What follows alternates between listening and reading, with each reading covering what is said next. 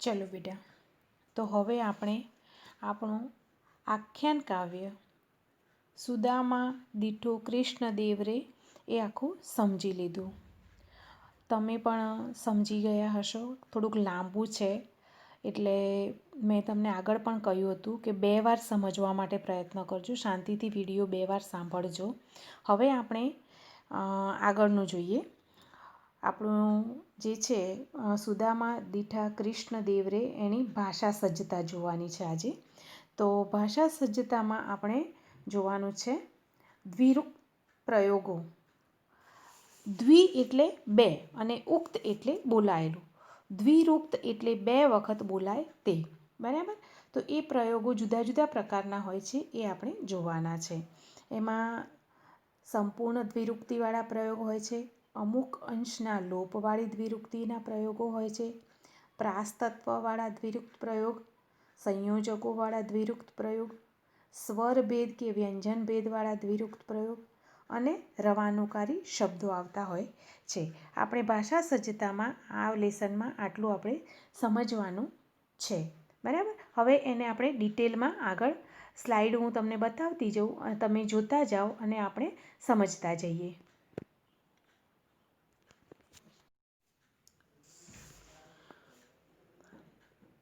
દ્વિરૂક્ત પ્રયોગો આપણે આગળ જોઈ લીધું.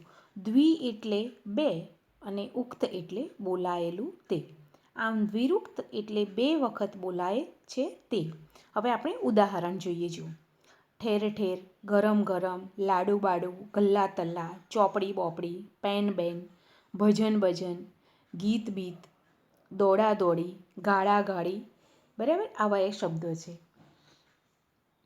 ગુજરાતી ભાષામાં આવા દ્વિરૂક્ત શબ્દો બોલતી વખતે સહજતાથી જ વપરાય છે. પણ આવા શબ્દો પૈકી કેટલાક શબ્દો એવા છે કે જે 2 વખત બોલવા જરૂરી છે, જ્યારે કેટલાક શબ્દો એવા છે કે જેને 2 વખત બોલવાની જરૂર નથી, છતાં પણ આપણે એવા સંપૂર્ણત, અંશત લોપવાળા, પ્રાસતત્વવાળા, સંયોજકોવાળા અને સ્વર વ્યંજન ભેદવાળા દ્વિરૂક્ત શબ્દ બોલીએ છીએ. તો હવે આપણે આવા દ્વિરૂક્ત પ્રયોગોના પ્રકારો વિશે જાણીએ.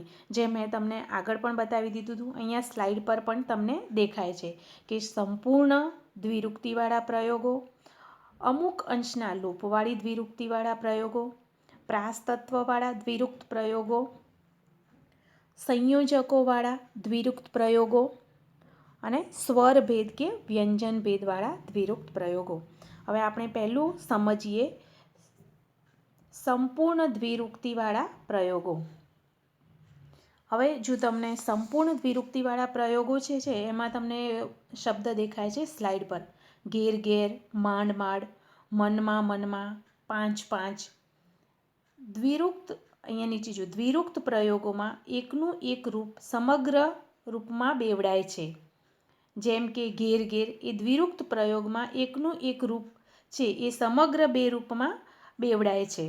આમ આવા દ્વિરૂક્ત પ્રયોગોમાં એકનું એક રૂપ સમગ્ર રૂપમાં બેવડાય ત્યારે તેને શું કહેવાય? સંપૂર્ણ દ્વિરૂક્તિવાળા પ્રયોગો કહેવાય. દાખલા તરીકે ઘેર ઘેર સેમ સેમ બંને બાજુ બેવડાય છે. માંડ માંડ, મનમાં મનમાં, પાંચ પાંચ. તો સેમ જેવું જ બેવડાય ત્યારે એને શું કહેવાય? સંપૂર્ણ દ્વિરૂક્તિવાળા પ્રયોગો.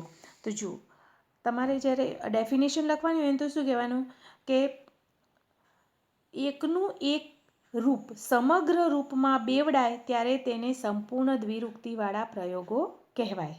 ઓકે, નેક્સ્ટ આપણે જોઈએ અમુક અંશના લોપવાળી દ્વિરૂક્તિ. કેટલાક દ્વિરૂક્ત પ્રયોગોમાં એકનું એક રૂપ બેવડાતું હોય પણ એમાં કોઈ ધ્વનિનો લોપ થતો હોય ત્યારે શું કહેવાય? અમુક અંશના લોપવાળી દ્વિરૂક્તિ. અહીંયા શબ્દ જ એવો છે કે લોપ, ઘટતું હોય. દાખલા તરીકે જુઓ તમે, આટ આટલું, કેટ કેટલું, લાભા લાભ, લાવા લાવ. હવે નીચે દ્વિરૂક્ત પ્રયોગોમાં એકનું એક રૂપ બેવડાય છે પણ એમાં કોઈ એક ધ્વનિનો લોપ થાય છે. જેમ કે આટ આટલું, એ દ્વિરૂક્ત પ્રયોગનું સંપૂર્ણ રૂપ શું છે? આટલું આટલું. જેમાં લુ એ ધ્વનિનો લોપ થઈ આટ આટલું એવો દ્વિરૂક્ત પ્રયોગ થયેલ છે.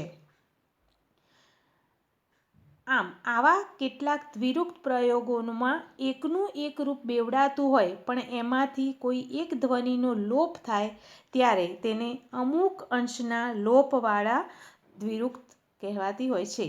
હવે નેક્સ્ટ ત્રીજું છે પ્રાસ તત્વવાળા દ્વિરુક્ત પ્રયોગો. કેટલાક દ્વિરુક્ત પ્રયોગ પ્રાસ અર્થે પ્રયોજાયેલા હોય છે. એમાં બે રૂપ જોડાયેલા હોય ત્યારે કાં તો બંને રૂપ સાર્થક હોય, પછી કાં તો આગળનું રૂપ સાર્થક હોય અને પાછળનું રૂપ માત્ર પ્રાસ માટે પ્રયોજાયેલું હોય. અને ઘણીવાર એવું બને કે પાછળનું રૂપ સાર્થક હોય અને આગળનું રૂપ પ્રાસ માટે પ્રયોજાયેલું હોય. હવે આપણે જો શબ્દો આપેલા છે અ, બ અને ક 3માં આપેલા છે કે અમાં છે તોડફોડ, ચડતી પડતી, આવક જાવક, ખાધું પીધું.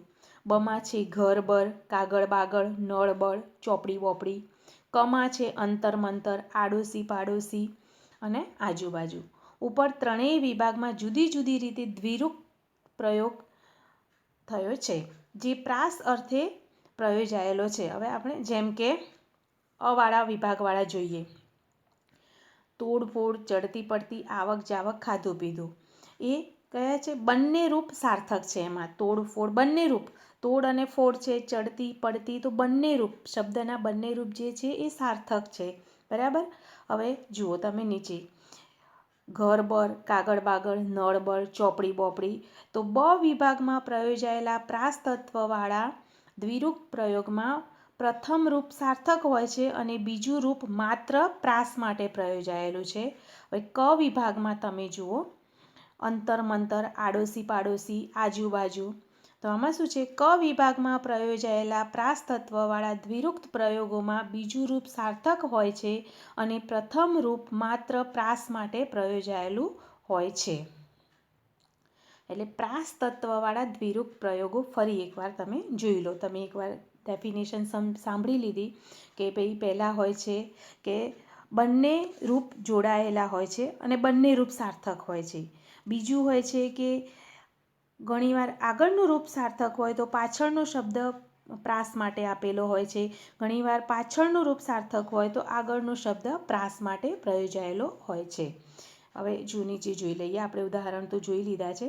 આવા કેટલાક દ્વિરુક્ત પ્રયોગો પ્રાસ અર્થે પ્રયોજાયેલા હોય છે જેમાં બે અલગ અલગ રૂપો છે. બંને સાર્થક રૂપ જોડાયેલા હોય અથવા સાર્થક રૂપ અને માત્ર પ્રાસ માટે પ્રયોજાયેલું રૂપ જોડાયેલું હોય. એવી વિભિન્ન પ્રકારની દ્વિરુક્તિઓને પ્રાસ તત્વવાળા દ્વિરુક્ત પ્રયોગો કહેવાય છે. નેક્સ્ટ છે સંયોજકવાળા દ્વિરુક્ત પ્રયોગો. કેટલાક દ્વિરુક્ત પ્રયોગોમાં બે રૂપ જોડાતા હોય અને જોડાનાર તત્વ તરીકે વચ્ચે સંયોજક આવે ત્યારે વિશેષ પ્રકારની દ્વિરુક્ત પ્રયોગ થાય છે.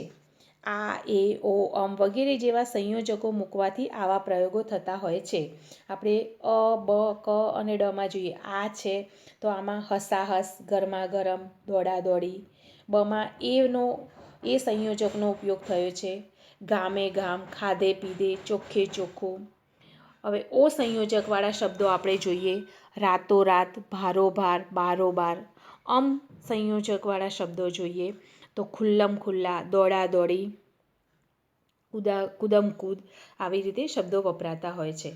હવે જુઓ ઉપરના ચારેય વિભાગમાં પ્રયોજાયેલા દ્વિરુક્ત પ્રયોગોમાં બે રૂપ જોડાય છે પણ અહીં આ બે રૂપ વચ્ચે સંયોજકો મૂકવાથી દ્વિરુક્ત બને છે. જેમ કે અમાં તો અ વિભાગમાં પ્રયોજાયેલા દ્વિરુક્ત પ્રયોગોમાં કયો સંયોજક મૂકવામાં આવેલો છે? આ સંયોજક. બ વિભાગમાં પ્રયોજાયેલા દ્વિરુક્ત પ્રયોગોમાં કયો સંયોજક મૂકવામાં આવેલો છે? એ સંયોજક મૂકવામાં આવ્યો છે. ક વિભાગમાં પ્રયોજાયેલા દ્વિરુક્ત પ્રયોગોમાં ઓ સંયોજક મુકાયેલો છે અને ડ વિભાગમાં પ્રયોજાયેલા દ્વિરુક્ત પ્રયોગોમાં અમ સંયોજક મુકાયેલો છે.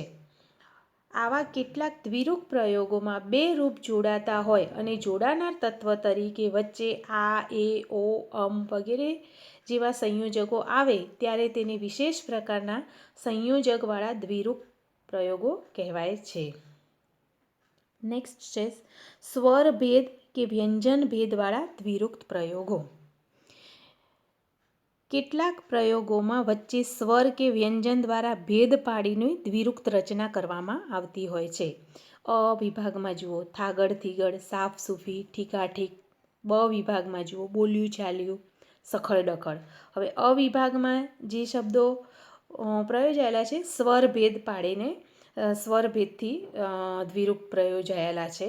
જ્યારે બ વિભાગમાં જે શબ્દો પ્રયોજાયેલા છે બોલ્યું ચાલ્યું, સખડ દખડ, તો એ દ્વિરુક્ત પ્રયોગમાં વ્યંજન દ્વારા ભેદ પાડીને દ્વિરુક્તિની રચના કરવામાં આવી છે.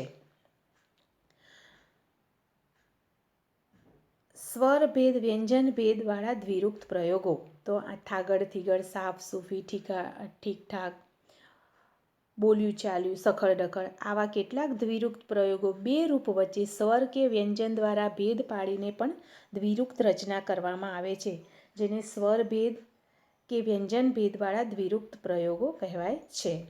હવે નેક્સ્ટ તમારે જે મેં આગળ તમને સ્લાઇડમાં બતાવી દીધું હતું કે રવાનુકારી શબ્દો. રવાનુકારી શબ્દનો પ્રયોગ આપણે સમજવાનો છે. રવ એટલે અવાજ.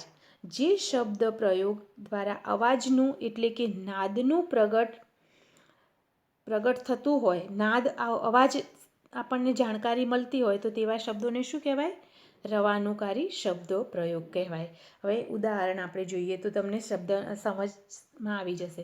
બહુ ટકટક સારી નહીં, ટપટપ ટેટા પડવા માંડ્યા, ઝરમર ઝરમર વરસાદ પડે છે, ખળખળ ખળખળ ઝરણા વહે છે, ઝબઝબ ઝબઝબ વીજળી ચમકે છે.